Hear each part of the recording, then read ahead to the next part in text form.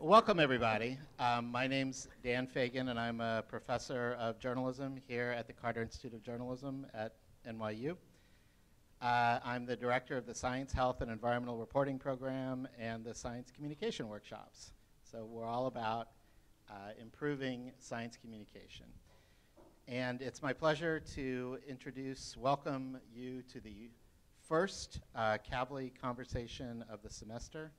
And while I'll leave it to our esteemed host, Lee Holtz, to do the formal introductions, I'll just say that I'm really glad to have two such amazingly smart people in the building talking about the uses and abuses of big data, and especially data algorithms. It's a very timely topic, and we're thrilled that Kathy and Julia are with us.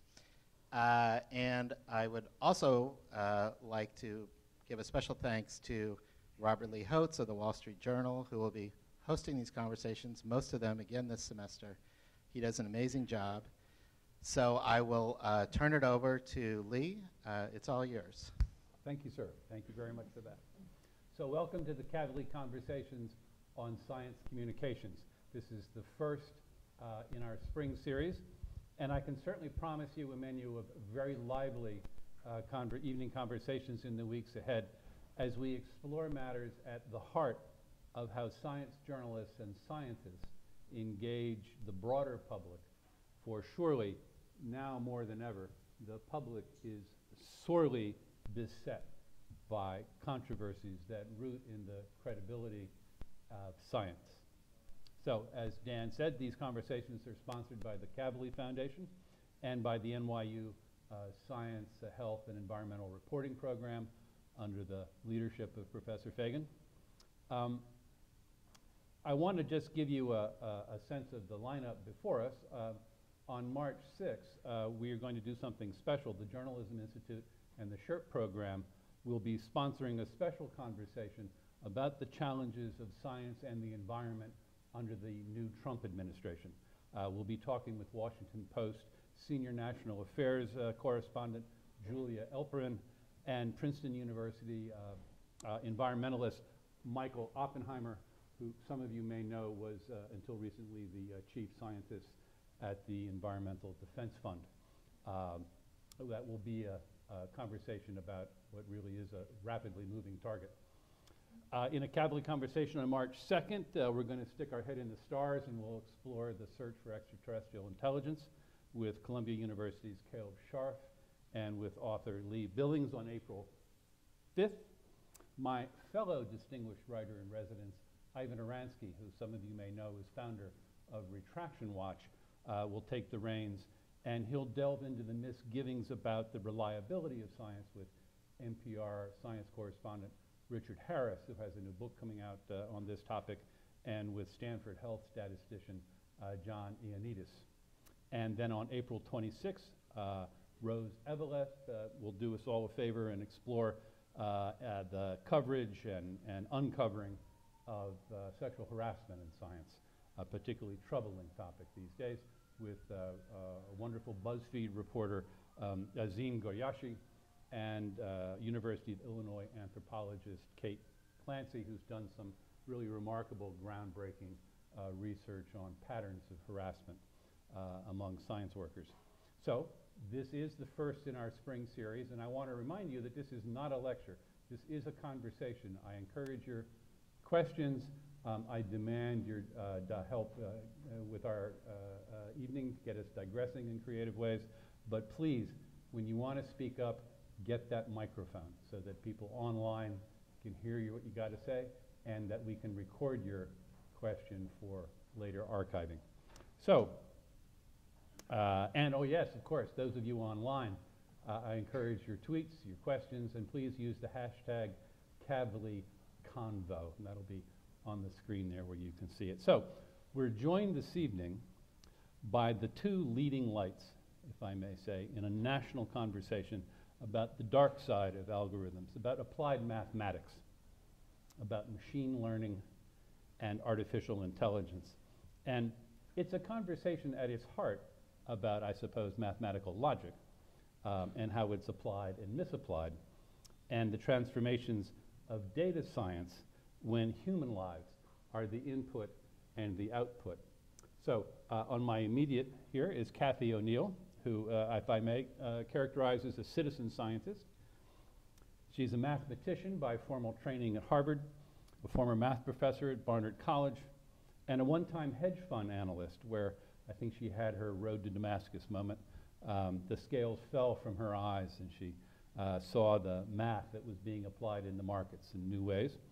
She's now a freelance algorithm auditor and data scientist. She blogs as Math Babe.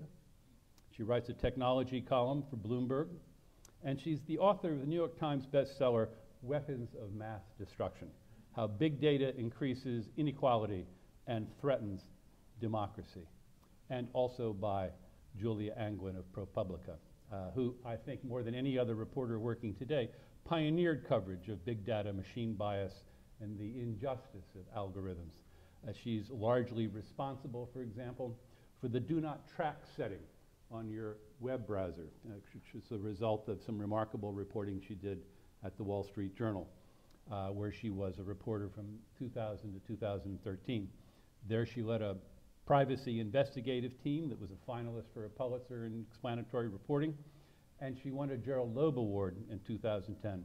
Now, she is the author of Dragnet Nation, A Quest for Privacy, Security, and Freedom in a World of Relentless Surveillance. Now, that was published by Times Books in 2014, and it was shortlisted for the best business book of the year by the Financial Times. Now, she also is a mathematician by training, and I think we're going to take that as a thread through our evening, because we're talking about, in the end, the numbers game and how it's taken off in the 21st century. But we sort of hear a lot about algorithms.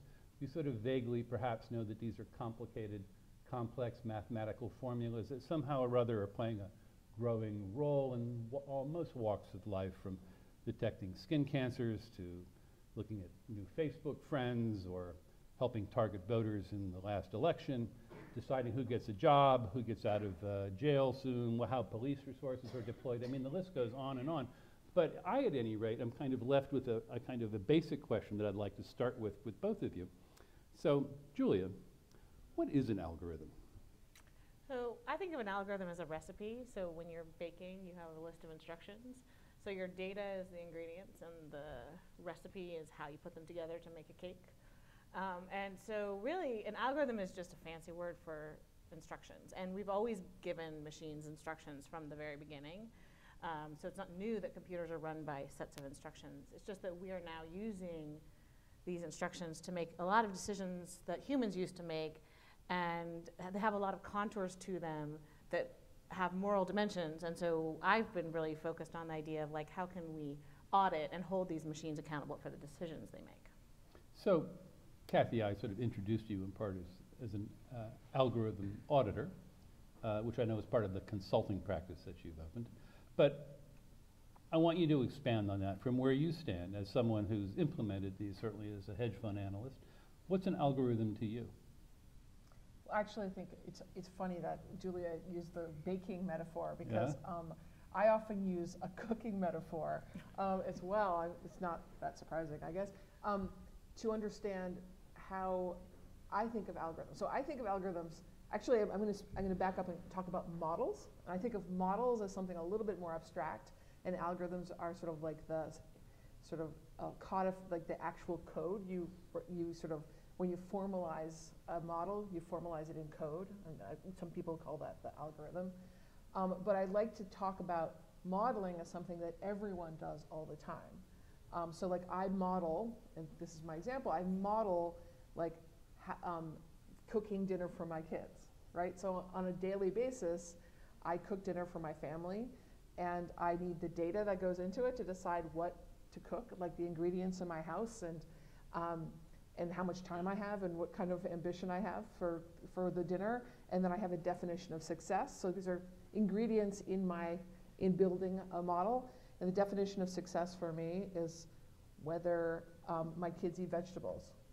during the meal. Now that, of course, is me projecting my agenda onto that algorithm, or onto that model. So I'm kind of explaining how I think of models, like how you build models. You come up with data, you define success, and then you optimize to that success. And that's sort of those are the ingredients of a model itself. The model I just described is not the model my kids would choose if they were building a dinner algorithm for our family, right? Especially my 8-year-old would just define success to be like whether he got to eat Nutella at dinner. And moreover, nobody would ever formalize that model. It's like not worth it to anyone to turn that into code. But I still kind of think of it as a model, and I think that in that sense, everyone here models. Everyone here decides, oh, what was successful last week? Oh, that was a successful date I had with my husband, so we'll go to do something similar this week. That is updating your model for how to have an enjoyable date night with your husband, right? Like, so we all do models all the time, and then algorithms, I would say, are when we formalize them in code and by necessity simplify them and make much simpler versions of it, because actually, if you think about all the work it would take to formalize what a good date night would look like with your husband, just as an example, like that would take a lot of details that you're never going to bother writing down for a computer. But that's what we actually do when we build algorithms. We create little toy universes. We're very simplifying assumptions and then sort of write it down. But it's essentially what you said, it's like an instruction booklet. Like, here's what you do, and is there a dinner? Can you get reservations? And you could write those things down and come up with some set of instructions, which would be an algorithm. Well, I have to say, you've both made me hungry. Because, and these are great, homey examples. You're talking about recipes. You got me thinking about baking, and later I'm going to get some chocolate chip cookies over there, I think. But this all sounds so innocuous and so innocent. I mean, yet we're alarmed by this. What's the difference here between, you're codifying in a model how to make pizza at home for your kids and your husband, and you've got recipes going here. I mean, surely there's something more here. What is this that we should be thinking about, Julia? Well, I mean, as I sort of hinted, there's, I'm giving it an innocuous thing, but of course these are being used to make really important decisions about people's lives, right? So there is an algorithm somewhere in one of these self-driving cars that says, okay, lamppost 1 point, mother with baby 2 points, right? Wheelchair person 3 points. Like the car has to choose which one to hit in some sort of emergency. We don't get to see that algorithm, but it's really important for society to know what it says, because these are decisions that are going to be made and encoded, right? Like, so the way that a split-second decision a driver would make is not going to be really ever interrogable forensically. You can go up on the stand and say, why did you hit that person? But you're not going to really know, because it was like almost instinctual. But we're going to write programs that make those decisions coherently. And so what I feel really passionate about is, as we enter the world of automation, which, by the way, I love. I would like to automate everything because it's super easy and lovely. But if we're going to automate everything, we need to make sure that we build in the same kind of due process that we have for other types of decisions, because humans are held responsible when they hit somebody. And so how do we hold a car responsible? Is it the person who wrote that algorithm, and do we as the public have a right to see it? And should we all debate what those moral decisions are? Because once you encode it and make it really simple, like Kathy said, I don't want to steal your thunder, but it becomes a weapon of mass destruction, right? I mean, in some sense, somebody's going to get hurt. And so who gets hurt is a really important moral decision that we all have to grapple with. Yeah, I think one of the things that I want to explore a little bit in our conversation here are the kinds of ways in which we maybe substitute statistics for what are in fact moral decisions and things. But I'd like to stay with the mechanics here for just a minute, because I think it's important that we all kind of have some common ground in what we're talking about. So, all right, so what kinds of things are algorithms now driving? Surely it's more than just dinner. Yeah, oh yeah. I mean, I intentionally made that as innocuous as possible, so that people would not feel threatened by the structure itself, but rather by the context of a given algorithm. Well, I'm going to interrupt and say, one of the things that's interesting about trying to talk to people about things that root in mathematics is they immediately are very worried about people feeling threatened. If you actually talk about it, for what it is. So No, I want to many of the people here, as a condition. Don't get me wrong. All right. I just want them to be threatened at the right time. Oh, okay. Well, then good. Then good. Then go for it. Here it comes. I want to light the fuse. So I talked about the difference between my definition of success, Yeah. eating vegetables, my son's definition of success, eating Nutella. Now, I have my reasons for why I want him to eat vegetables, and maybe I'm right, maybe I'm wrong. But in other contexts, like there really is a difference between different definitions of success. And I think the easiest one to understand, and probably the most important one to understand at this moment, is Facebook, right? So when Facebook decides what to feed people on their feeds, on their walls, Mm-hmm. it's choosing that based on its own internal definition of success, which is engagement. Do you click on this? Do people in general click on this? Or do people like you click on this? Do people like you comment on this? Those are proxies, and they're weak proxies of something that you actually want to see in your Facebook feed, right? Actually, sometimes when you're commenting, it's because you hate it, and you want to argue with the person who posted it. That probably Facebook doesn't distinguish between that and liking it. So like, oh, that got them engaged. Moreover, engagement, if you think about it, is a very close proxy to time spent on Facebook, which again is a very close proxy to the amount of profit that Facebook is going to make off of you. That makes sense for Facebook, right? Because they're trying to essentially optimize to profit. But does it make sense for society? I don't think so. If that's their Nutella. And my vegetables is, can you please give me something that I actually will learn from, or that will actually provoke civil discourse, or will make me think about new things, or make me realize facts I didn't know before. None of that is even attempted by Facebook, nor do they have the responsibility to explain what they're actually doing because of the current laws. So yes, they're two different choices. They don't seem particularly morally in opposition. If you just say engagement, if you just say, from my perspective, like news, truth, right? But if you look at how it plays out over time, you realize that these are very different things, and it really does matter what you're optimizing to. Julia, so we just talked about Facebook for a second, but surely this is not the only sort of algorithm that's running kind of social concerns. What else?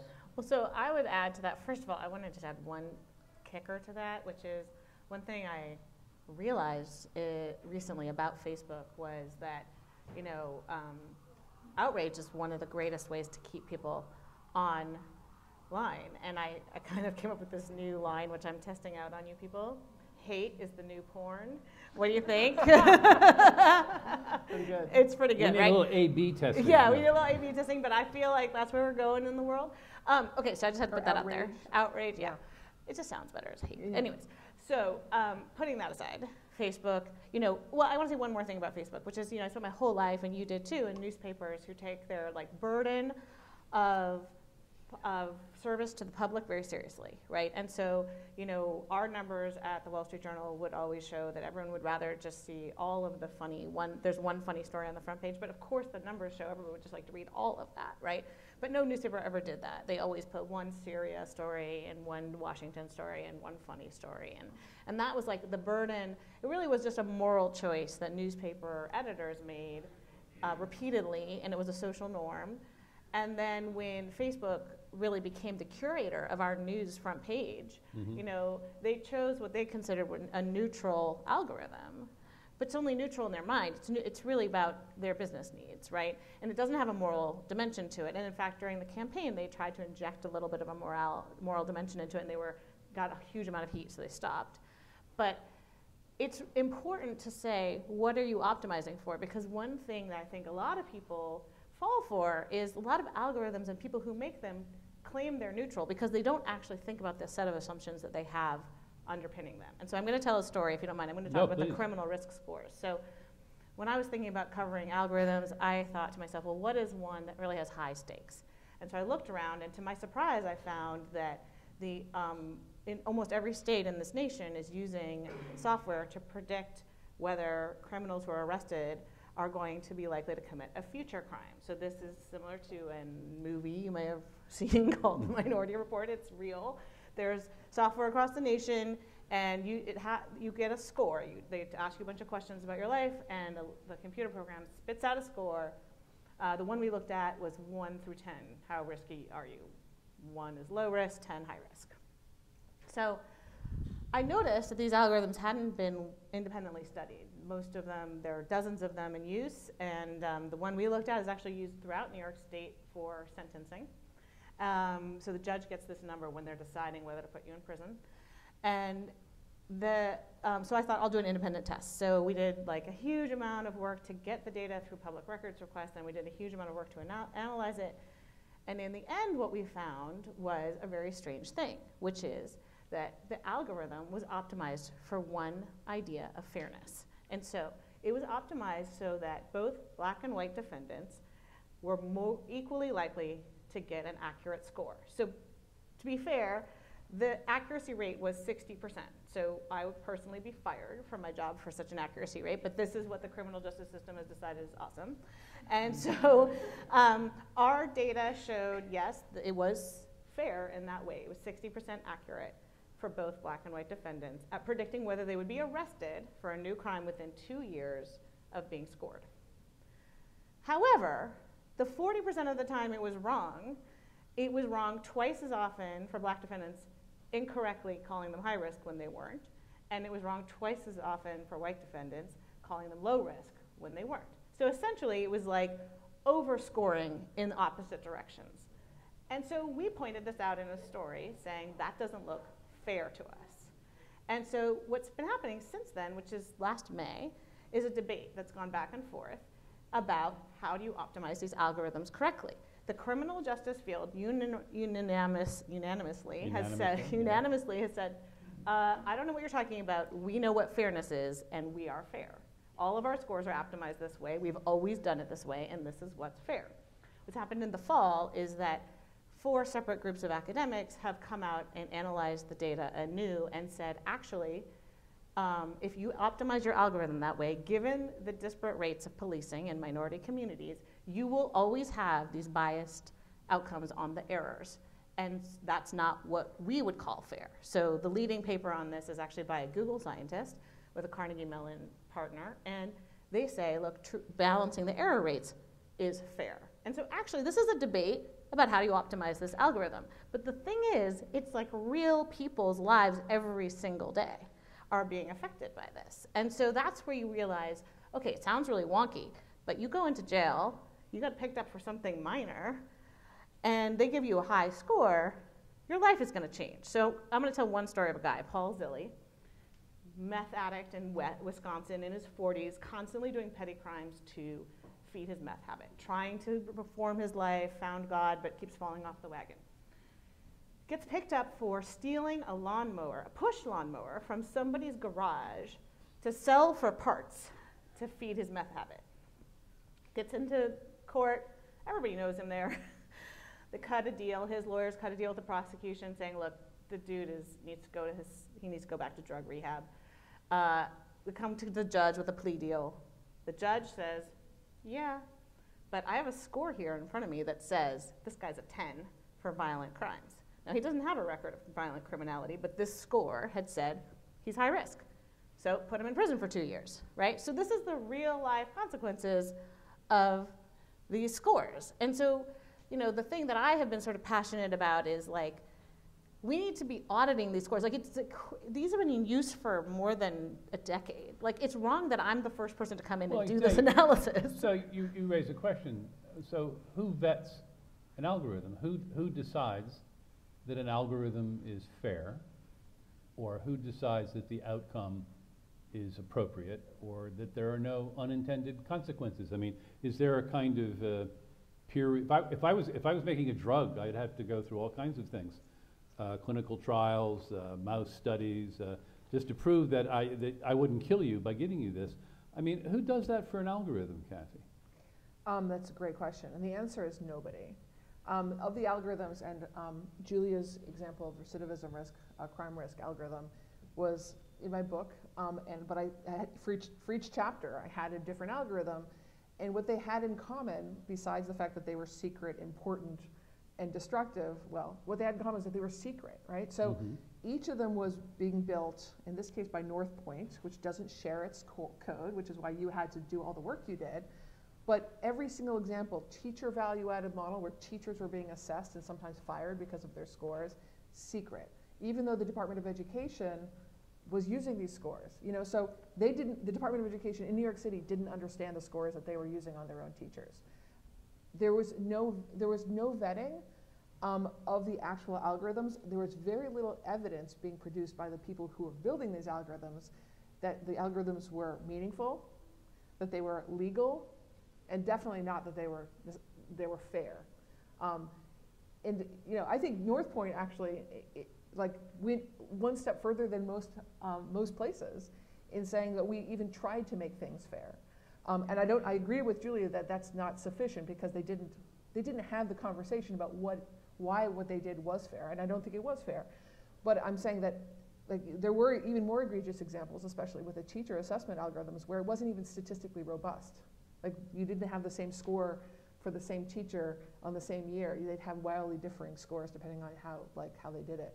So there's just very, very little, there's very little scientific basis to these so-called scientific objects, these algorithms. And that's one of the things that, I'm calling for, and I think we will absolutely need. I mean, if you think about 20 years from now, what will our society look like? Will there be more algorithms or will there be fewer algorithms? And the answer is there'll be way more. And if we have not vetted any of them to make sure that they're legal or fair or even meaningful, then where are we going to be? I mean, this is the only time we're ever going to argue about anything, so I'm going to just do it Yeah, because we basically agree. But, the secrecy of the algorithm is something that a lot of people focus on.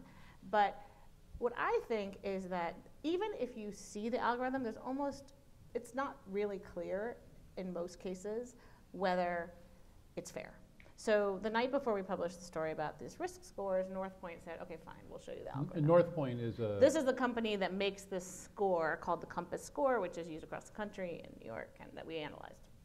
So they said, okay, we'll show you the algorithm. You can't tell anyone. I can't show you guys what it was, but I'll just tell you, it was an equation that looked like AX plus BY, right? It was a linear equation with some inputs that were themselves some logarithms, I defy any mathematician to look at that and say, this is biased and it's error rates, right? You have to look at the outcomes, right?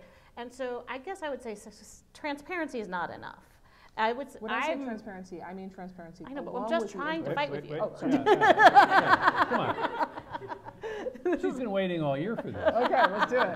Give her a shot. This is our only hope of You're ever right. disagreeing. Right. But all I'm saying is a lot of people argue, and Yeah. you probably don't, that secret, if you open them all up, if they're open source, it's all fine. But that's not true. Most of the algorithms used for these criminal risk scores are open.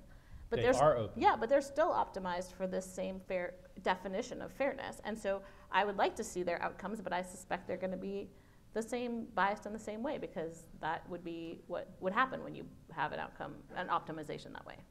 I would like to blow up the crime risk scores in a different way. Okay, cool.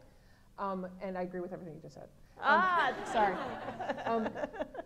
But this put a is stop to the this. real underlying problem, and I'm sure you agree with this, but the debate right now isn't even really going there. It's starting to go there, and thank you for starting the debate. Is that the data itself is fucked. The data itself of crime. When we say crime data, when people say crime data, I want to throttle them, right? What they mean is arrest data. Because most crime is undiscovered, right?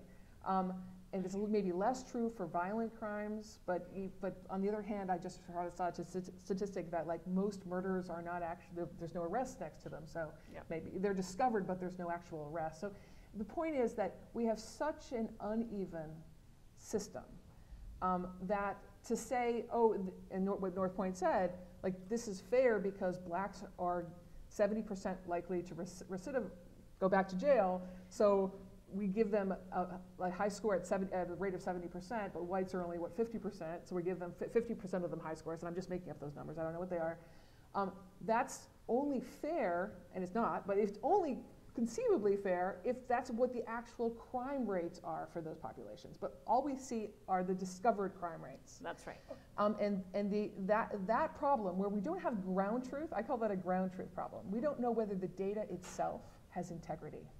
And we suspect it doesn't, for so many reasons we could go into. But if we can't trust the data, we definitely can't trust the risk scores that are derived from the data. I completely agree, but I'm going to slightly disagree, which is that, yes, but that was known. So what had been happening for years before we wrote this story with data was people had been writing law review articles and policy and philosophical articles saying these criminal risk scores, they don't follow due process. These criminal risk scores are indefensible because arrest data is crap.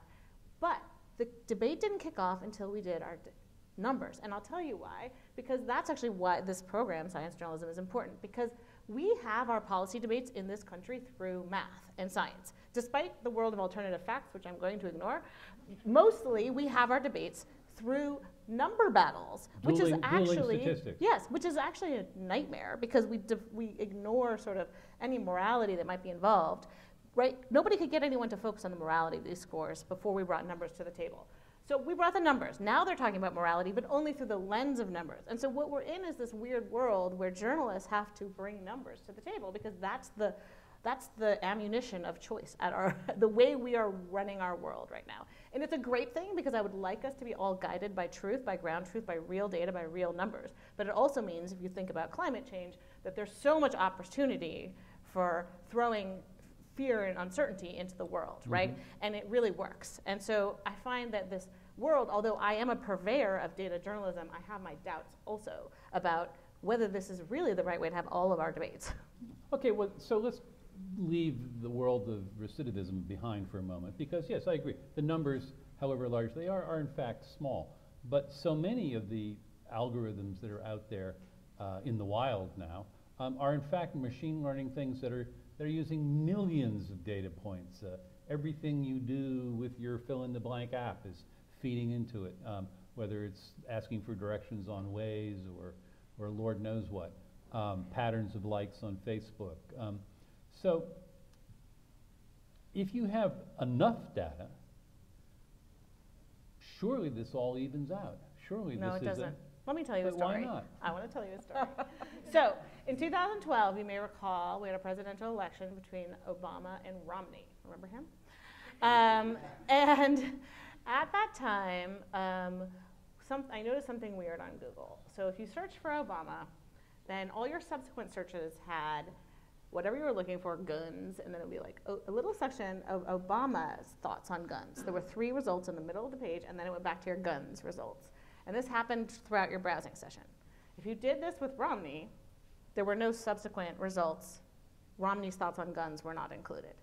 And so I thought, oh, that's weird, right? It's hard to test, right? Just, Google searches are confusing, could be just me. So I hired all these people on Mechanical Turk to test it across the nation, set up a whole methodology so that we could control for time and all these other things. Found that, yes, this was happening across the nation. Went to Google and said, what's going on? They said, well, machine learning, like who has bigger data than Google? I defy you, right? To find anyone who has more data than Google. And they're like, machine learning, like, I don't know, turns out people don't like Romney as much as they like Obama. I'm like, that does seem, I feel like we did learn that, right? That was true. But they were like, but we trained the data before the election. And I was like, well, do you know presidential elections last for 2 years? Because that's my understanding of presidential elections. And so they were training on an old data set. And they had picked up some signals, and no one had sort of made any sort of moral choices about it. So my point is, yeah, you can have all of the data in the world, and you can still be tripping over yourself. Think about their image recognition, where they had a automatic tagging of photos. I'm stealing all of your lines, by the way. And they had never trained it on any photos of black people, so all the black people showed up as gorillas. They were tagged automatically as gorilla. I mean, if Google can't get this right, who is getting it right? I got an example for today. Okay. Today, because I remembered all these crazy things that were true right after the election of Trump. That if you Google like who won the election, who won the Popular vote. popular vote, Who won it the would say electoral vote. Trump won the popular vote, right? So just wrong results. And then, so just today, just to test it, I wrote like, did the Hall, and it you know how it's called completes, it auto-completes? Yep. Yep. Did the Holocaust really happen? Boom. That's what it did. It auto-completed for me. And then I pressed return, and the 6 results organic results that showed up above, before scrolling down, 4 of them were Holocaust denier sites. And I was like, well, here we are, right? I'm sorry, no, I don't know where we are. Unpack that. So, so here's the thing about it, right? So they have an enormous amount of data, right? Google. Yeah. And let me just tell you a little bit about how their search is optimized. Okay. What they do is, when someone asks a certain question, they look at the corpus of all the text on the internet to see if there's an exact match to some text there. And then there's related things that are close to that, and then they sort of rank them depending on various quality scores of those websites, et cetera. They also keep in mind people who ask that exact question, what did they click on, right? And then they will uprank things in this long list if people who asked that exact question clicked on those exact links in the past. And it's some kind of combination, it's a soup of ways of ranking things. And so what you're going to get as a result of asking a weird conspiratorial question like, did the Holocaust really exist, really happen? Which you wouldn't ask if you knew that the Holocaust happened, right? So it takes a special kind of person to ask that question. Then you're gonna get that special kind of person's options, their preferences. And that's exactly what happened. So it's Does that like make more sense? machine learning, right? So this idea that machine learning on enough data could be neutral, could get us to the right answer, I think what we're both trying to say is maybe that utopian world exists. I have not yet seen it, right? Show me that data set that's big enough that transcends these issues that we're just talking about. We haven't seen that data set yet. It might exist, but I think that what we actually are learning is machine learning is extremely vulnerable to manipulation. And so, and very susceptible to the data it's trained on. And so if you're trained only on Holocaust deniers, which is essentially what a very small sample search would be, you're gonna get more Holocaust deniers. And so what seems neutral about that algorithm, right, which is that it just does its own thing, is actually a vulnerability. Okay, so I've kind of gotten this to a place now. Well, this is great. So the two of you who are trained mathematicians and very expert in the data nuances of this, you're doing a good job of articulating your concerns about this, but now how do you take those out to the general public? How do you take those out to the broader group of people, some of whom are in this audience, but many of these people are communicators. They're people who are trying to engage the general public in an informed and knowledgeable discussion of these things that are nibbling at the edges of their lives, that they're actively cooperating with in ways they know and don't know. I mean, how do you create a vocabulary that we can share where we can talk about this stuff? It's all about finding an anecdote. So the thing that's so tragic about our life of big data and dueling policies through statistics is that actually what really captures people is one human story. And so after I finished my 9 months of a year of sorting through this damn data on criminal risk scores, I was in no way done. This is for ProPublica. Yes, Right, I spent a month knocking on the doors in Florida of all these criminals saying, hey, what was it like being scored? Slam. Hey, how are you? I wanted to know what it was like to get a score. And so I had to find, and it took me a while, but I did find people who had good stories to tell, right? I found a white guy who was like, I don't know why the hell they gave me a low risk score. I'm a complete nutcase, right? I mean, he was like, I had just gotten out of 5 years in prison. Like, I don't know what the hell they gave me a low risk score. Like, it was because you're white, dude.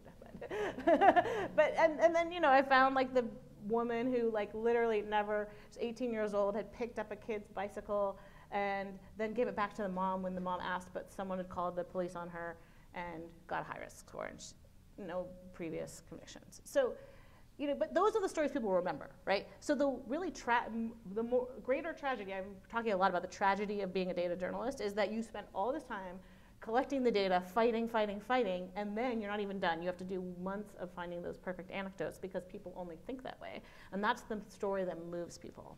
I'm going to disagree with that. Oh, yay! I came upon this exact question, right? Because there I was working in finance, disgusted by the AAA ratings. I thought of the AAA ratings, which were just lies about mortgage-backed securities, as sort of a weaponization of mathematics. And I flee to data science because I want to feel proud of myself. And I immediately find all these other examples. And I was like, the public needs to know, right? The public needs to know. And so I decided to write a book and to formulate this concept of a weapon of mass destruction, which is more than a story, right? I mean, obviously I needed stories, and my editor's line was like, blood on every page. You need the stories, absolutely. But I think what we really need is a kind of literacy around like what algorithms are and aren't. I mean, the very first step, and this was how I decided to write the book more than 4 years ago. The very first step was to get science, tech journalists to stop writing down whatever the PR people of a Silicon Valley startup company was spouting. How'd that work out for you? I mean, not so well, but Okay, I do checking. think. I mean, I do think there's been at least a less of that. I mean, let me say it this way: like, Lending Club, which launched as a sort of alternative credit scoring system, peer-to-peer lending platform, bypassing all sorts of civil rights laws by like matching people rather than offering direct credit. They came out bragging when they were launched that they were a Facebook app and used social media to determine your creditworthiness. Now I feel like someone who's read my book will be like, wait a second, isn't Facebook friends a proxy for your neighborhood growing up? Because you're Facebook friends with your high school friends? Like, isn't that going to be like a racist and classist? And I think the answer is yes. I think people can understand algorithms at that level. It's not a math lesson, by the way. It's not a math lesson. This is a question of like how understanding enough about algorithms to understand that they are translations of moral decisions into mathematics, but they don't have to do the math. They just have to learn how to scrutinize and interrogate that transition from human process to algorithm. Just? In other words, here's a very simple question that, I mean, it's not trivial, right? I'm not asking people to not learn anything. I want them to think hard. But when you hear about an algorithm, you think about the false positives and the false negatives, right? Just like Julia said, what's a false positive with a recidivism risk score, criminal risk score? False positives, you go to jail when you shouldn't be going to jail, right? False negatives, you get out of jail when you should be going to jail. Like, it's really, really clear. And you say, like, how are those balanced by this algorithm? Another example that's been coming up a lot is child abuse risk scores. Yes. Child abuse risk scores are proliferating in California. Yeah, all explain a over. little bit so we So, can- I mean, child services has a really difficult job, and they get calls by neighbors, by teachers, by doctors, like, oh, this child's at risk of abuse, and they have to decide whether to send someone out, whether to take that child away from the parents. And I don't think there's a cleaner example of like of understanding the moral aspect of how you optimize this algorithm, because they want to make it into an algorithm. They want to make it more efficient and easier for child services to use, so they want to turn it into an algorithm, and they're like, how do you optimize this algorithm? Well, what is a false positive here? A false positive is conceivably saying this child is at risk when they're not, and possibly taking a child away from some parents that would not abuse them. So stealing kids from their parents is a bad thing. But a false negative is ignoring a real cry for help, which is also a terrible thing. And as difficult as it is to do, what we actually need to do in order to build this algorithm is to quantify the relative harms of those two tragedies. And it's not something that anybody wants to do, but at the end of the day, it's probably something we will be doing. But isn't the motive for wanting to make an algorithm for that kind of situation is precisely to avoid making the kinds of value judgments that you're asking us to make? That's a really good point. And it is something that I noticed, I just observed in finding all these examples of algorithms that are weapons of mass destruction, like the teacher stuff, the crime stuff, policing stuff, insurance and credit. College rankings. College rankings, college admission. They're all examples of things where people are they want to keep that moral thing at arm's length. They don't want to actually be responsible for decisions. They want to say, oh, the algorithm told me to do it. And then, of course, on the other side, I talked to somebody who built a recidivism risk score. They want to have nothing to do with its use. I talked to this guy who builds the recidivism risk scores, and I said, did the people who you were working for, it was just a state prison system, did they tell you not to use the attribute race? And he's like, no, they didn't tell me not to, but I would never use that. I was like, well, did they tell you not to use the attribute zip code? And he was like, well, they didn't tell me, but I sometimes use it because it just makes a model so much more accurate. I was like, but it's a proxy for race. And he was like, eh. And I was like, did they ever have a discussion with you about what attributes you should or should not use? And he said, oh no, they just trust me because I have the PhD. So he's like, and I don't want to know how they're using it because I'm just the technician. Right. Everybody wants to hand off the responsibility for extremely difficult decisions, right? And so judges I spoke to who use this criminal risk score said, look, these are the decisions that keep me up at night, sending someone to prison, and I have to do it like 100 times a day, and I don't know how to do it. And if I can have something that looks super sciencey, it gives me comfort, right? And I totally get that. Same thing with a social worker. My friend's a social worker. She sees too many cases. She's overwhelmed. Like, science theoretically could help in these situations. But at the very same time, what it does, the thing that I'm very concerned about is it means that no one's accountable for the decision, right? And that's the real challenge. When a judge does you wrong and he looks you in the eye and says, I look at you and you look like a bad person, blah, at least you know who made it. You could challenge it. But if it's some sciencey thing, how do you go into court and you're like, I'm not a 4, I'm a 7. Right? Or how do parents argue? I'm not, right? That's what the parents are going to have to argue in court. I'm not a 7, I'm a 4. And then how do you even have that argument, right? And so that is the thing, is like the use of algorithms is most tempting in these situations where the stakes are so high and everyone is stressed out about these decisions, but it's also the place where you need the most due process, right? And I'm not sure, I don't understand how you have those arguments. How do you get to argue against your 4 score and your 7 score, right? We have that ability with credit scores. That's the only algorithm that we have, like a federal law that says you can dispute your score, right? You don't actually get to dispute the score, you get to dispute the underlying data used to make the decision. And by the way, the dispute process, if anyone has ever done it, is far from perfect. But it's a decent model for like how you would dispute an algorithm. And so I think we need to build that into more situations if we want to succumb to the temptation of bringing science into these very tough decisions. And we were talking about what I meant by transparency earlier. Yeah. And here's what I mean by transparency. In the situation of a FICO score. Because the FICO score... Unpack it, please. FICO score. Yeah, right. The FICO score is everybody's credit score. It's called the FICO score. And it's the traditional one that is covered by these laws that in particular allow you to look at your credit report once a year, which is the data going into your score, and complain if you see something wrong and get it fixed if you are willing to go through an arduous process.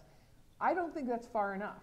When I say transparency, what I mean is you should also have an app that you can download on your phone that allows you to see, if I don't pay my electricity bill this month, what will happen to my FICO score? If I don't pay my credit card bill, what will happen to my FICO score? That, for me, like at the level of an app, is what transparency should look like. It just sounds like you want another algorithm. Dan, what? Yeah. Wow, this is really an interesting discussion. Before I ask my question, I just want to mention for people who are standing, there are seats in front, and if you walk around, there are seats. You can grab seats off the rack, so please make yourself comfortable. So my question is, I totally take the points that you're both making about how we really need to be skeptical, suspicious about our reliance on these algorithms, but there are also many cases where algorithms are damn useful and maybe more useful than the alternative. And I guess the difficulty is that I see a lot of coverage that is very credulous about algorithms. They're amazing. But I also see a lot of coverage that's very skeptical about scoring systems. I see in environmental remediation, for example, that scoring systems are actually way better than the alternative, which was very vulnerable to local corruption about how a Superfund site should be prioritized, for example. So I feel like we're not having a totally balanced discussion here about how algorithms are used. And as science communicators, it seems like it's the wrong approach to be hostile to the use of algorithms, inherently hostile to their use, because it seems to me it's very much case specific.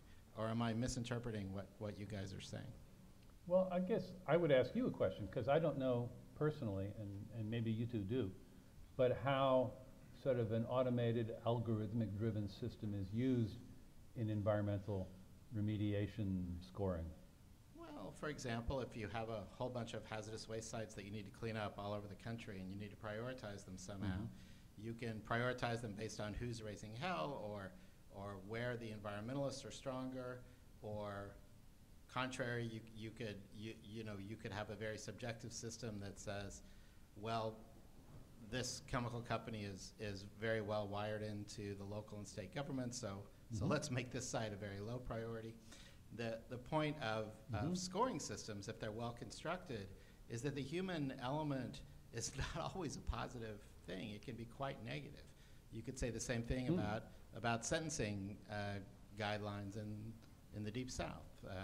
It seems like there are a lot of circumstances where algorithms are damn useful, and that maybe we're going a little too far here in only focusing on how problematic they can be.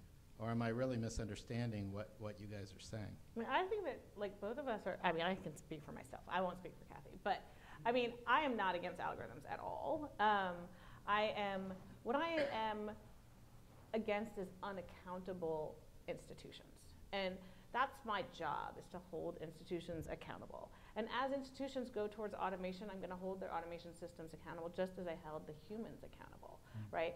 Now, everyone in the criminal justice system says to me, you know what, Julia, I get that you did some cool math, but like, you have no idea how bad the judges were. And that might be true, but that is not a testable assumption. And I also think, can I do a little journalism jihad? Because I think there's a lot of journalists here, and I think that one thing that journalists have learned, and it becomes increasingly true every single day, is that the thing that we were all taught, and probably isn't taught anymore, that objectivity was our goal, has turned into this terrible thing called false equivalence, and is not useful to the public, to us, totally gameable. And so I view my job as, I really would like all journalists to think of themselves as scientists and to think about the scientific method.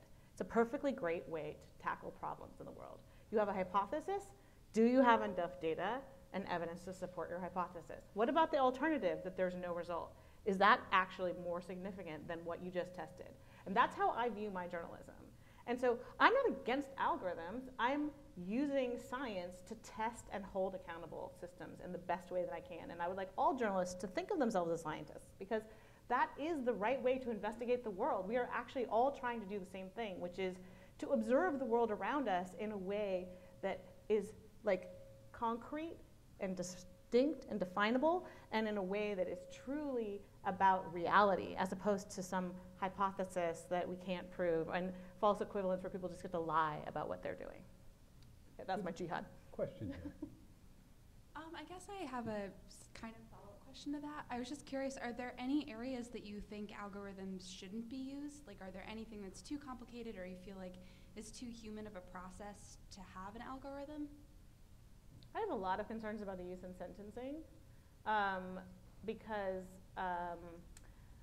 I don't see how you can dispute the number. I don't understand how you have a debate in court about how you are defined as a future risk. And I just think I think there's a philosophical question about being sentenced literally on the likelihood of a future crime, right? Just philosophically, what does that even mean, to be sentenced about something that didn't happen yet?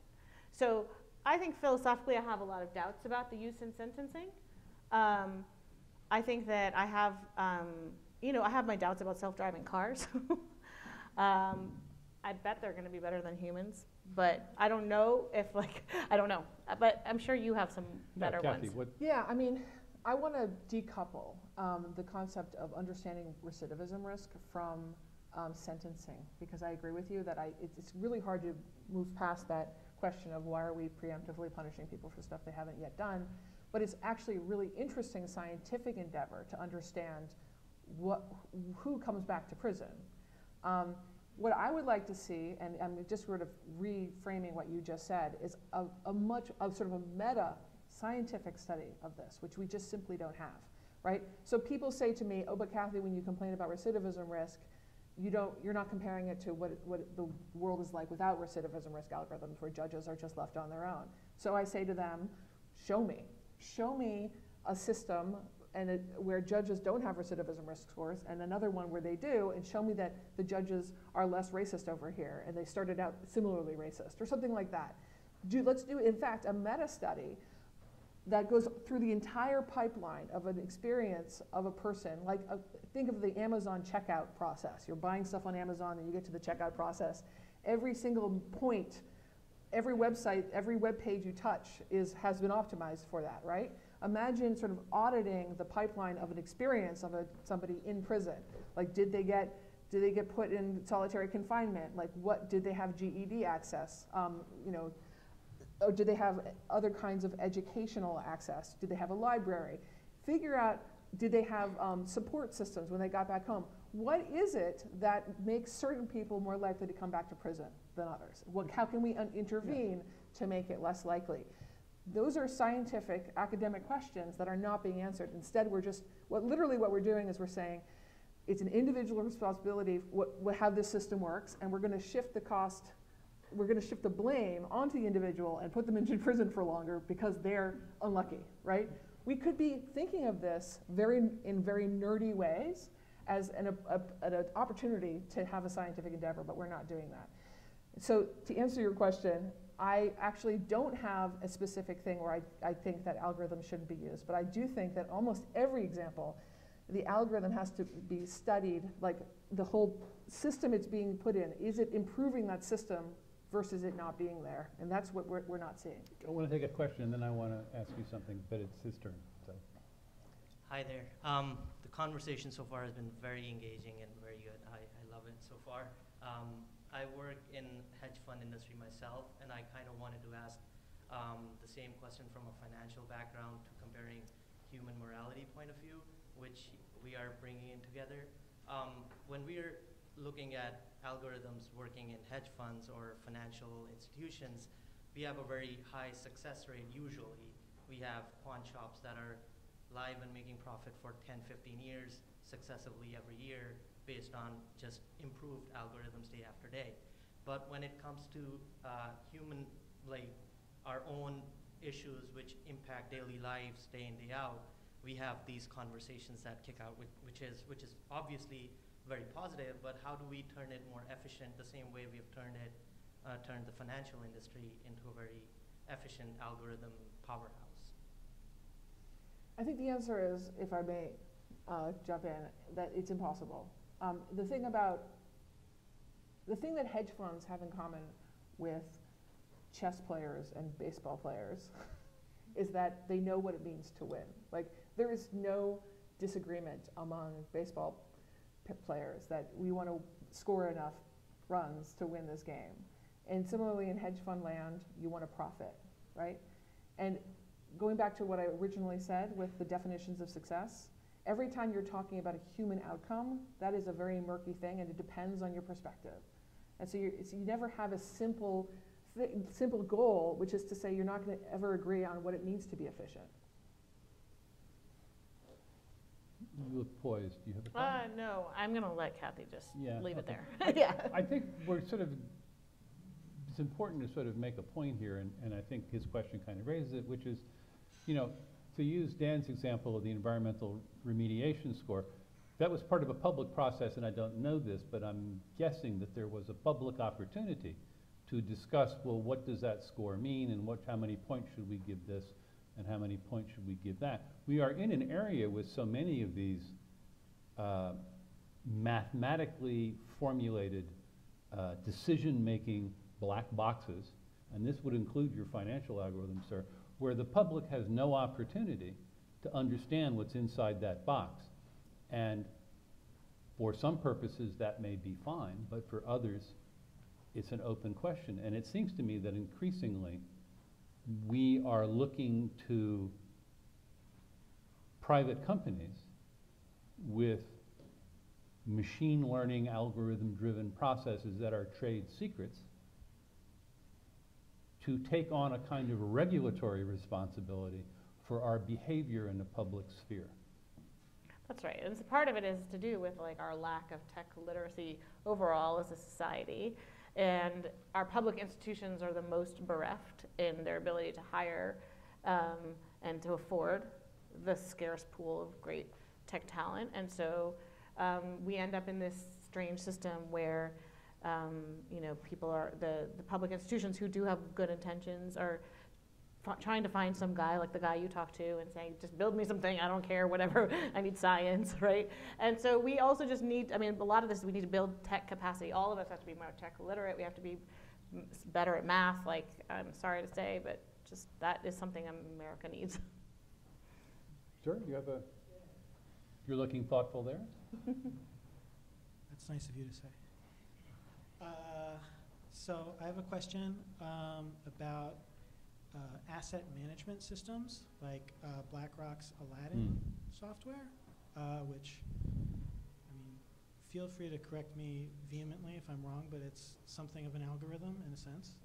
And it is defining how a lot of the investments managed by both people within BlackRock and also other financial managers, how they shift those investments from, let's say, like shares in one company to shares in another company, and it's somewhere in the order of like trillions of dollars at the moment, and they've been fighting to be not classified as a SIFI, like a significantly Systemically important financial institution. Thank you. And so your question is? This strikes me as a case that's somewhere in a really nebulous gray area between what Dan was talking about and these areas like the recidivism analysis, where it has this massive passive influence that has, it's shifting from companies that are more profitable for shareholders, not necessarily more ethically viable companies, not necessarily, by any other metric. That's what it's optimizing for. Any extra thoughts? I guess this is not a super question. Okay, well, this is all you, man. Yeah, it's an interesting question. That, and for that matter, various industries like the auto loan industry, which might be building into a bubble at this point. Unfortunately, and as you already know, the financial system is so opaque and complex and enormous and bloated that it's actually kind of difficult to determine what is actually very, very malevolent actions until after something terrible goes on. And I'm not an insider in finance anymore, so I really don't have any view onto that particular algorithm. So I can't really say anything precisely. The mortgage-backed security algorithm, I think, was an open secret within finance for years and years. This was 2008. Yeah. The reason, one of the major sort of reasons that so many people across the entire world bought these AAA rated mortgages was because they were AAA rated and they were deemed safe. That was kind of such an obvious lie in retrospect, but it wasn't obvious to those investors at the time. So I think something might be happening like that, but I don't know. Okay, so from you, sir. Hi, so we have our first question from social media, and this goes back to the very human social aspect of algorithms that sort of predict human behavior, specifically likelihood to commit a crime. The question is, when a social worker or a judge has to make a life-changing decision, how much information are they given about how the score is generated, or is it just a number on a sheet for them? Or any more information about that? Julia? So the way I've seen it in most cases, so the score that I looked at is similar to others in that it auto-generates a narrative, which is amazing. So It auto-generates a narrative? Yes, it auto-generates a narrative. Yes, that is correct. So there's a number, and then there's like it has written a thing. It's like a little story yes, of this person's future. Written a little story, yes, based on the questions. And so the judge gets what looks like a narrative created by a human, but is in fact auto-generated. And so that's the way this particular score that I looked at works, and actually many of the leading competitors to it have similar auto-generating systems, because apparently it's a lot of work to write up one of these on every single one, so why not generate it? I'll just jump in and add, I studied the LSIR algorithm. Which is the main competitor to the one I analyzed. One of the questions on the question, so there's two sort of data sources for these criminal risk scores. One of them is the arrest record, and the other one is a questionnaire. And one of the questions on the questionnaire, I don't know if they have this on the Compass score, was literally did anyone in your family ever go to prison? That's, so on the Compass questionnaire, there are 7 questions about whether anyone so did a brother or sister go to prison? Did a parent or a mother go to jail or prison? Did a father go? Did anyone in your neighborhood, any of your friends? So it's actually a complete Right. thing So, about like, that. I keep coming to this point where I'm like, if a lawyer said, like, Your Honor, please sentence this person to longer because their father was in prison, wouldn't the judge say that's unconstitutional? Oh, do you have questions about that myself? I And I'm mean, not a lawyer, so I and don't if- know. And if so, like, is that part of the auto-generated narrative? Like, by the way, Judge, this guy's father was in prison. Like, it's insane. I think it would be inadmissible. You have a question? Hi, so I have maybe a practical question. If we're going to use the metaphor earlier that, code or an algorithm is like cooking, so I'm not a really good cook, so to speak. And it seems like interrogating the data that we're talking about, these scores, like it's like making flambe or like a steak or something. It's really complicated. So what I'm wondering is, how do I even, as a journalist without these skills, Yeah. ask the right questions or even know what recipe card to pick out from the deck, if we want to use that metaphor? That's a great question. I mean, I like to go farmer's market-y on this.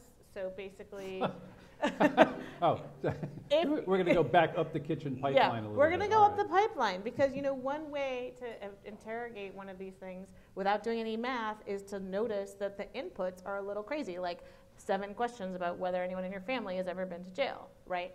So everyone can look at inputs and say, I don't know, is that even something that would be admissible if it wasn't part of a number, right? So that's like a question that all journalists can ask, is like when you see some sort of algorithmic system, the first question you can ask yourself is, can I get a hold of the input? So this questionnaire that Compass had was not public, so I had to I obtained it from somebody and posted it online, but actually had never been seen before. So even that itself was a public service. The fact that people could see the questions, and there were 25 agree or disagree with statements that represent your criminal thinking score. And so the statements were things like, a hungry man has a right to steal. So to this day, I do not know what the right answer to that question is. Like, I don't understand if you say, I guess if you say yes, then you have criminal thinking, but I also feel like maybe they do have the right to steal. I don't know. My point is there's like a bunch of them that say things like, I've never been sad before, right? And so, and you have to agree or disagree, right? So just looking at the inputs alone is some way that you can analyze this. And the other thing I always say to people, because journalists always ask me this, they're like, Julia, enough with you and your data journalism. You have 2 programmers working for you and a researcher. I don't have that. Yeah. And I say, yes, that is sad, and we all should have everything I have. But, but you can take a smaller sample. It wasn't rocket science. I did look at 18,000 scores, but you could look at a couple and be like, it's weird, I keep seeing the black people get high risk scores over the white people, and that's still valid, right? It's still, you just have to say, this is a small sample, but it requires further investigation, and then ask the officials to respond, like, why am I seeing this? Does your data show something different, right? So there are ways to do this in a less quantitative and more qualitative way. I'll jump in and I'll say that I agree that you could just look at the inputs, but you could also ask very simple questions, which are like, how often do black people get high risk scores? And how often, when there are mistakes, how often are those mistakes working against black people? And which is actually what you ended up showing, that hits you at the pit of your stomach as unfair. Right. Like those pits of the stomach questions are things that really don't involve that much Okay, math. but if I can just like take this kitchen analogy and like really just Okay, let's do just it. beat the bejesus out of it.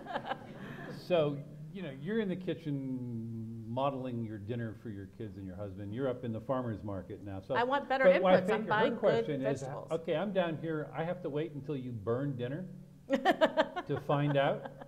I have to wait until people's lives have been ruined. I have to wait until the financial system has been turned inside out and half the world is like in the toilet. I have to wait. There's no way I can get in front of that as a journalist. Well, that's what Julia's been saying, and I'll say it again. Like Well, but we- she's already confessed that she has like 2 programmers and a No, data but okay, analyst here's the thing. and a partridge in a pear tree. So I mean, she is very lucky. We need algorithms to be held accountable, but we need the people who deploy those algorithms, who benefit from those algorithms, to be the ones whose responsibility it is to make them accountable, right? We can't make it the responsibility of the people whose lives are ruined by these algorithms to figure out that they were unfairly scored. But that's what we're doing. That's what we're doing now. So, as a journalist, I want to stay with this question. As a journalist, how do you insert yourself in a useful and knowledgeable way if you're not a trained mathematician with everything, Okay, or a thing? I mean, how can you get in there? Okay, so here's a great opportunity right now. I don't know if you all know this, but New Jersey just got rid of their bail system and replaced it with risk scores, the same ones that I've just described. California's about to replace their whole bail system with these risk assessments. Now look, bail is bad. It's literally poor people can't get out of jail because they can't pay. So I'm in no way a fan of bail. However, it has been shown that optimizing the algorithms for fairness the way that everyone in the industry does has this disparate impact on black and white defendants. And that was shown by these 4 academic papers that literally said mathematically it will always happen that way. Okay. So right now, every one of you guys is close enough to New Jersey to FOIA, and it is public record to see these scores. Now, I had to fight for 5 months to get it, but I did get the data, and you can get them and say, let's get the first month of people who've been scored and see what their scores were, and let's just see what's happening right now. You're not going to have 2 years of recidivism, so you won't be able to show that it's ineffective, but you will be able to say, like, well, look, it's weird, every black person's getting a 10, right, if that's true. So there are ways to do this right now on the ground. I have another idea. All right, and then you got another question, so please. So it's a different example, but it's not that far away, especially when you add those yes or no personality test type questions. So one of the examples in my book is of a personality test. Like 70% of people who apply for minimum wage jobs have to take a personality test to get an interview. But these personality tests, so these personality tests are basically taking the place of what used to be HR in places like CVS and grocery stores. HR, human resources. Human resources. So instead of like interviewing actual people who showed up wanting a job, like people apply online at 10 times the rate, and these algorithms sort through them and they give them online personality tests. And those online personality tests are probably illegal, right? So a journalist would maybe be able to go up to one of these companies and say, what's the evidence that your algorithm is legal, that it obeys the fair hiring practices, that it doesn't run amiss of the Americans with Disability Act, which insists that there's no mental health exam, which is the problem with these personality test algorithms. And show me the beef. Like I feel like putting it that way would give some leverage. Now I'm not an actual journalist like that, so I may be wrong, but I do think you have leverage there. If not for the companies themselves who build those tests, for the companies that use them, the customers of those companies, which are these big, huge grocery stores and fast food companies that rent out these personality tests to filter their employees. Like, have they checked that it's legal? The tests are a little crazy too. Some of them are like video games, and you have to play a game in order to like get the CVS job, clerk job. And I have tried to think about like ways to tackle this journalistically, and it's hard because it's like, at least with criminal justice, it's public data, I can FOIA it. Here, it's a harder challenge, but one of my colleagues did this with juvenile, with one of the child welfare scores. He took the test himself, the psychological test, and he was ranked psychopath, which I feel like I know him and he's not. And so, you can do those stories. Those are really evocative too, right? The I was ranked a psychopath stories. So I want to, you've given us 4 ideas. This is good. Sir. Thank you for doing this. Absolutely loving the talk. But we're kind of skirting around 3 major verticals here: the private space, the government space, and the underlying tech, or math as we call it.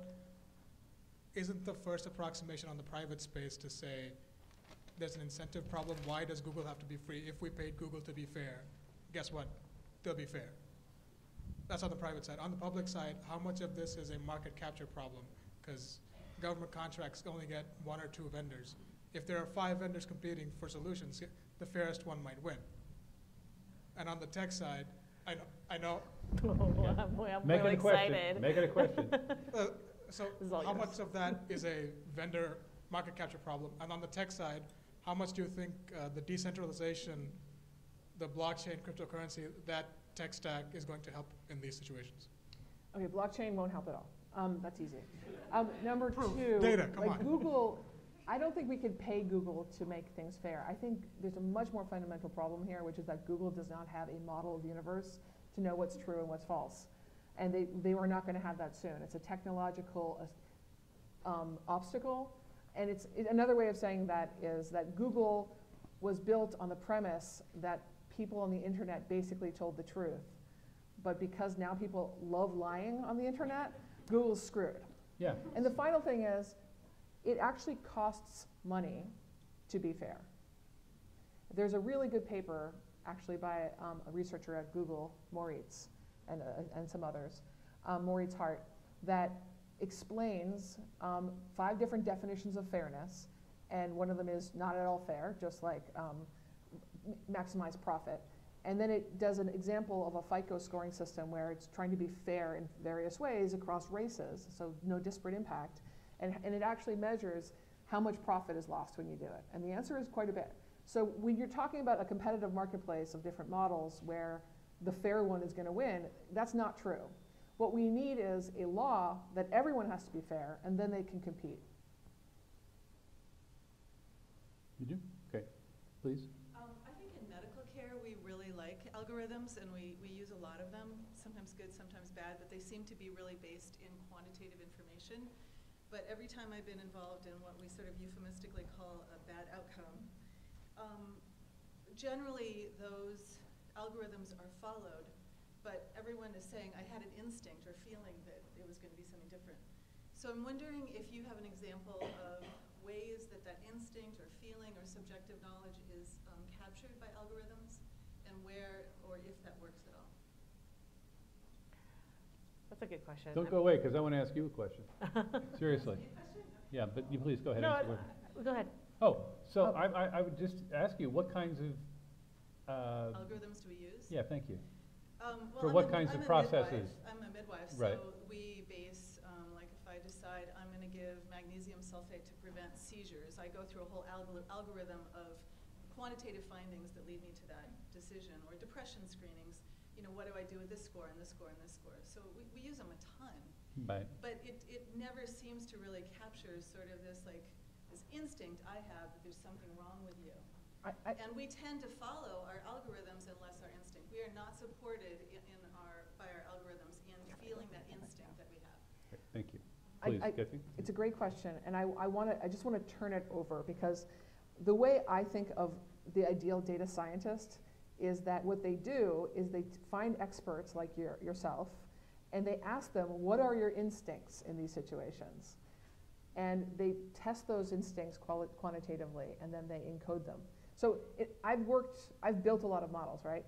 And what you do is you have a good idea, and you have some rules of thumb from experts, and then you're like, oh, those rules of thumbs are all real effects. Like when I worked in the travel space, people were like, oh, there's the Memorial Day bump when everyone's buying their tickets to the Memorial Day weekend.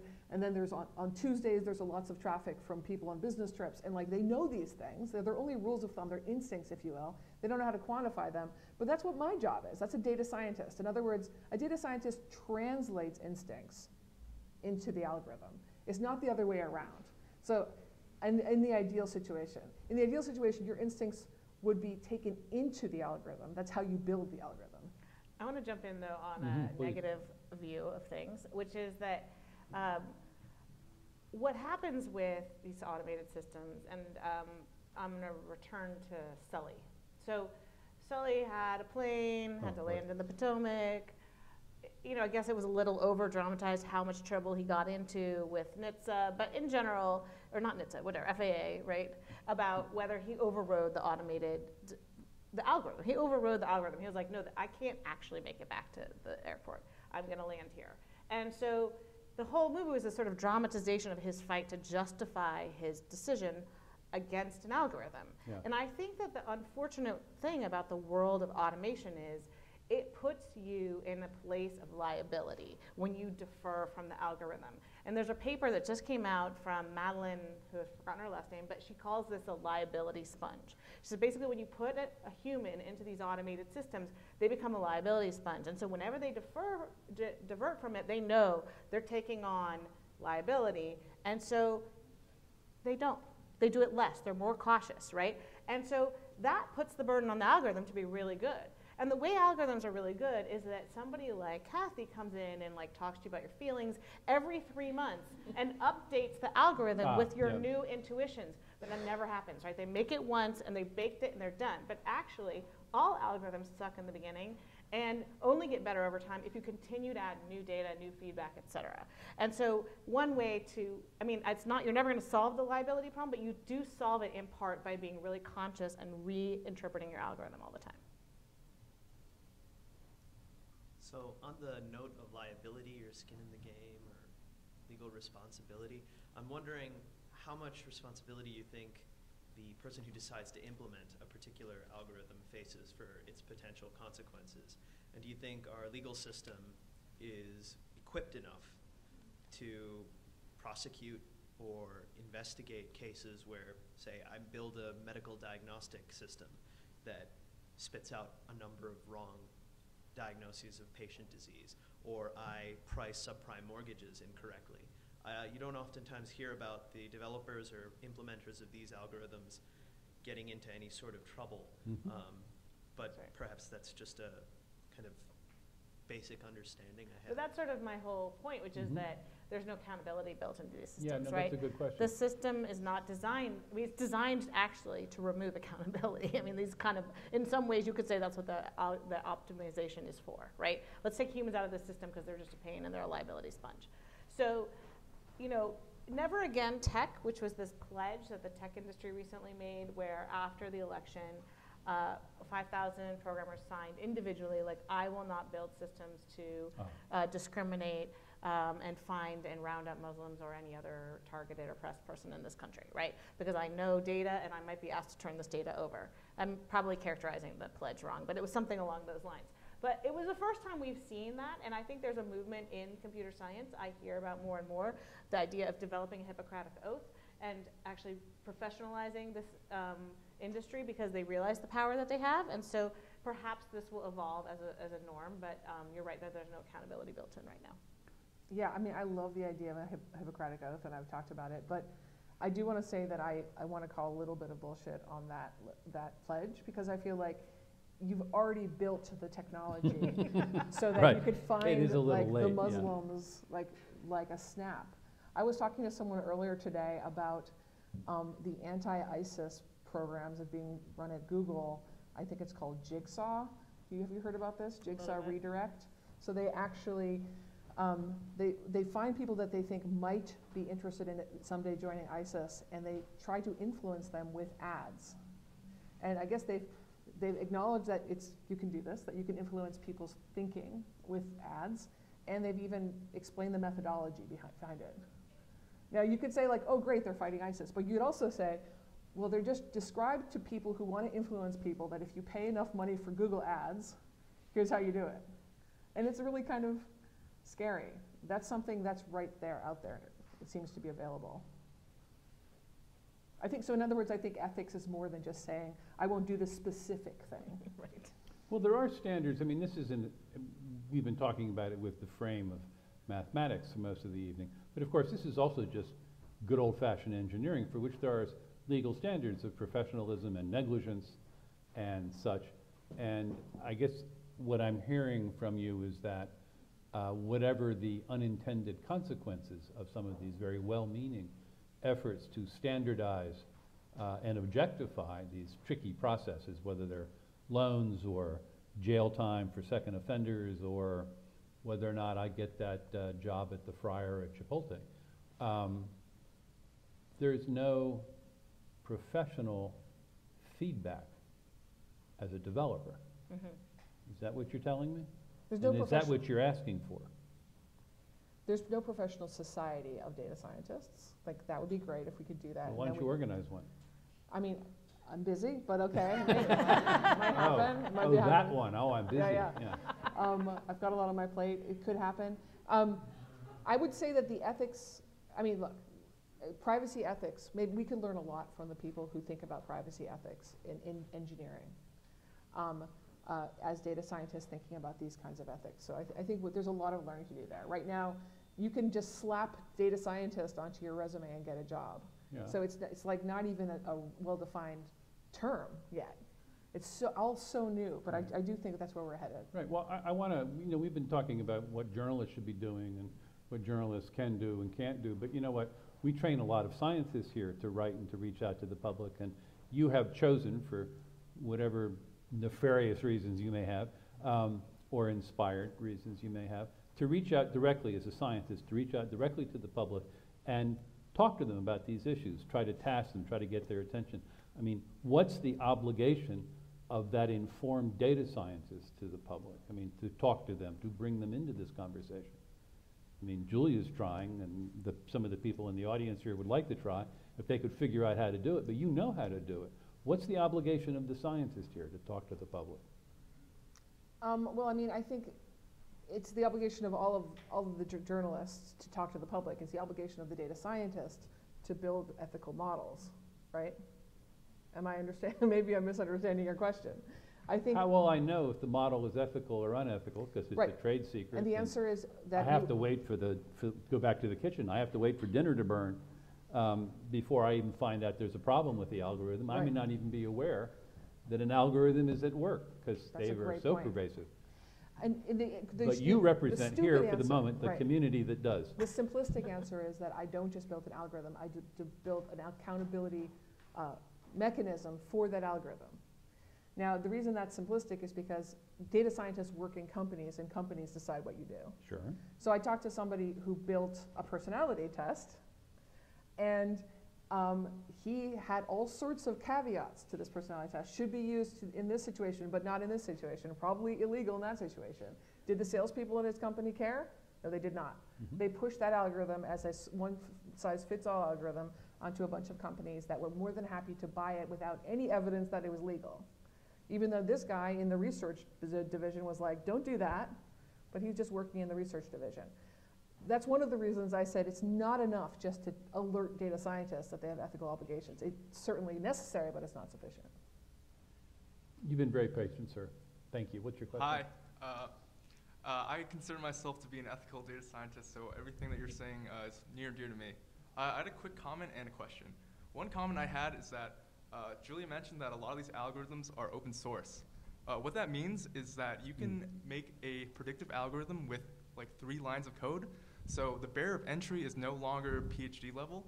And so any bonehead can really implement one of these models, which is quite scary. But also interesting for learning, but scary to implement. My question is, as a taxpayer, a consumer, and a citizen scientist, what are some proactive things that we can do to urge our governments and technology companies to be fair, accountable, and transparent with their machine learning algorithms? That's a great question. Yeah. My best guess is lawsuits, just a bunch of lawsuits. ACLU should get a bunch of people being unfairly scored by recidivism risk algorithms, specific lawyers who have clients that were unfairly removed from employment opportunities with unfair personality tests. Like, everyone in this entire field has to wake up and realize they're doing stuff that is just illegal. We have laws on the books about this, a lot of this stuff, that's just not being enforced, but that's But it's where lawyers almost come in. impossible to know when you've been scored by one of these systems. I mean, you're never going to get a letter from your employment where you applied saying you failed the personality test. You're not even going to know you took a personality test. You just played the video game that they told you to play. You don't know why you played it. And then you didn't get a call back. And so we're in this weird world. You know, this is sort of the classic example of the that I wrote about Facebook. They had this system where you could buy an ad for housing, and you could actually choose, their algorithm allowed you as an advertiser to choose to exclude Blacks, Hispanics, and Asian Americans from seeing the ad. Right. So I saw this, I was like, that's kind of crazy, right? So I wrote a story about it, but I couldn't find anyone who had bought these ads because the ads are ephemeral, they disappear. Like, my ability to audit them, right? If it had run in the New York Times and said no Blacks need apply, like, I could have audited that. So the challenge of these systems is that their outputs are dynamic, and so the person who is scored and it doesn't know it until, when I knocked on the doors of all these criminals in Florida, they're like, I don't know what you're talking about, I don't remember being scored. And, I had to be like, they asked you these questions. I'm like, I don't know, they were asking me a lot of questions, right? So it's a really hard thing right now to find these cases, I think. That's one reason I think that people should bring these cases, but they don't know it's happened to them. It's an absolutely huge problem. And I just want to add that Julia did not only investigate this, but are you going to brag about what actually happened after that? Because I will if you don't. Cool, go for it. So her team at ProPublica, since they couldn't find these ads, they built an ad. I think it was for employment or for housing. For housing. Housing. We can't lie it was a complicated thing because we can't lie as journalists, so we couldn't advertise housing. Okay. So we chose it in their housing categories, and we happened to be holding an event around our series about tenants' rights. So it was for an event on tenants' rights, but we advertised to people who were looking for housing, in the market for housing, et cetera. And we chose to exclude all those people. And that's how we tested the system to see if we could get one through. And of course, our ad was approved within minutes. So you excluded minorities, essentially? Yeah, we excluded minorities from seeing the ad. It was approved so within minutes. So something patently illegal. Yes. Did you have to pay extra? It was extremely cheap. That's the beauty of Facebook advertising, right? And then Facebook actually changed its policy because of your... Yes, they did. Yes, that's true. So They you're changed the amazing. That was just like, what, 2 weeks ago? They just built their new system and launched it 2 weeks ago. Right. Last week, actually. Last week, yeah. okay. But if you unravel that a little bit, like what it means is that when the Facebook advertising team was putting together their advertising system, they were like, oh, and we're going to let people exclude the targets by ethnicity, by race.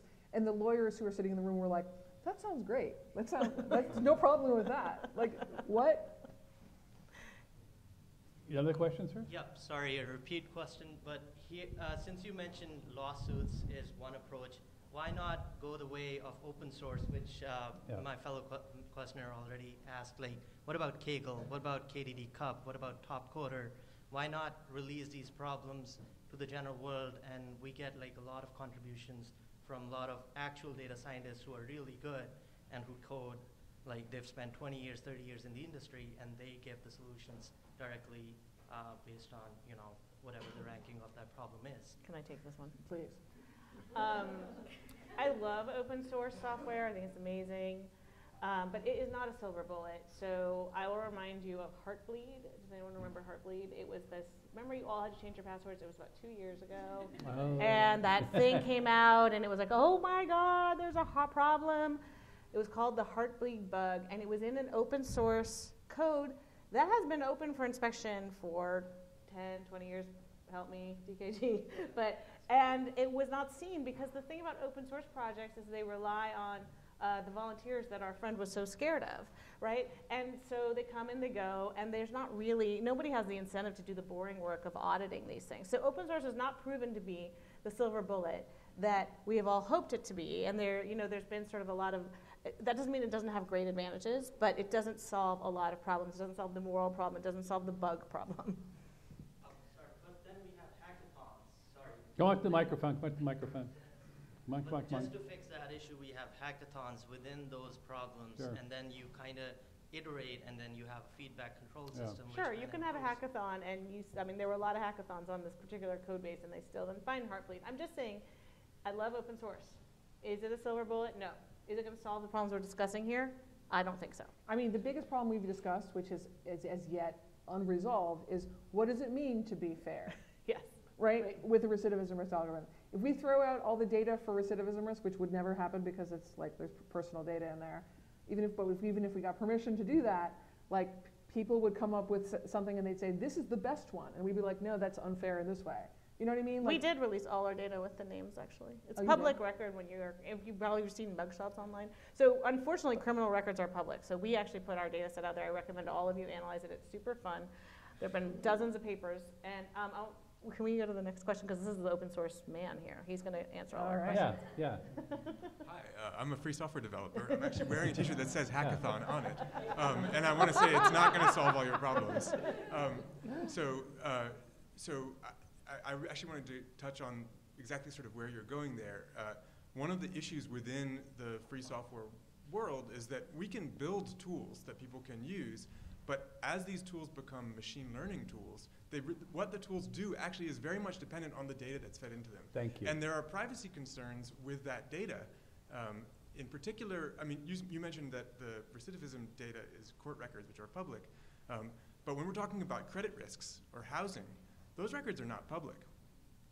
And the idea that you would have a massive dump of that data that you just feed over to anybody who's working on this project, you're probably not going to be able to do that. And then some of the data has corporate controls on it, where, I mean, Google isn't going to give you the data that they're using. So I wonder how you think we can approach that problem, particularly when, okay, maybe Facebook no longer lets you exclude certain ethnic categories from your housing ads, but what if they let you exclude zip codes? Kathy, you mentioned that zip codes are a proxy for race. Given that so much of this is clustered in these opaque data stores, how do we begin to address those problems? Right, and that's where I think we need an audit system that keeps algorithms accountable by having standardized tests for disparate impact, for example, right? And it's not going to be a perfect standard, but it's going to be a standard that catches a lot of the really egregious problems with things like credit scores that use zip code as proxy. So I think that's where we have to go with that. I mean, it's one thing to set that up. It's already a technical challenge, but it's the much larger political problem of getting the companies that build these credit scoring systems to actually go through with it and be audited. So that requires much more of a public outcry. And so how do you, I understand now how Julia's going to bring the public into it, because she told us she's going to do the numbers, and then she's going to go find tragic tales of woe and shame us into paying attention. That's what I do. Yeah. So, as a data scientist, as a person who's knowledgeable and holds a position in a membership card in the technocracy, how are you going to do that? How are you going to bring the public in? How am I going to do the public in? Yeah, the public. Remember, you wrote a book for them. Well, you wrote yes, a I book for did. them. I did write a That's book for the them. public I'm talking about. I'm also writing a Bloomberg column for that exact there purpose. you are. Okay. I live in two different planes, right? So I'm like, the public needs to know, and I think a lot of good could come from it, and a lot of good has come from it personally, because I get people emailing me all the time saying, oh, this happened to me, and like, should I talk to a lawyer? And I'm always like, yes, you should, right? But the other plane is like the data science part of it. Like, what if I ever got a client for my auditing company, which I haven't, so really she's the auditor here. Like, what actual technical audits would I put this algorithm through? Because I don't know how to define fairness either, right? So what kind of exercises would I force this black box to go through in order to present to the world evidence that this is fair, legal, and meaningful? And so that's sort of a technical challenge I give myself on a daily basis. I mean, I think that's actually sort of goes to DKT's question, which is that essentially, you know, how do you build the right, where do you get the training data set to build, you know, a fair algorithm? Or how do you audit it to build a fairer algorithm? But you have to step back a little bit from all these questions and saying, maybe we're asking too much of these algorithms, because, you know, we honestly still can't get our Google driving directions are really annoying, and they're constantly telling you to go to some stupid side street when you really realize, or tells you to go to the Cross Bronx Expressway. The one rule of New York is never get on the Cross Bronx, right? True. And that thing is always telling you to get on there. Right. So my point is, we can't get our maps right? So like, are we ready to put like the most important human decisions into these hands? I mean, I would like these decisions to be as fair as possible, but I also wonder if we have just chosen this because it feels like an easy out for really hard decisions. I'd like this gentleman to get his question in. Hi. So throughout this conversation, what's sort of been going on in the back of my mind is that we've just decided that certain professions are sort of innocent until proven guilty. I mean, certain things in life, you follow the innocent until proven guilty, where like, you got to prove that I killed somebody before you put me in jail. But there's certain things, like if you're making new drugs or if you're building a bridge, where you're guilty until you're proven innocent. You got to show that this drug is safe for humans. So you got to show this bridge can hold the weight. And it looks like what you're saying is that data science or creating algorithms should go from one category to the other.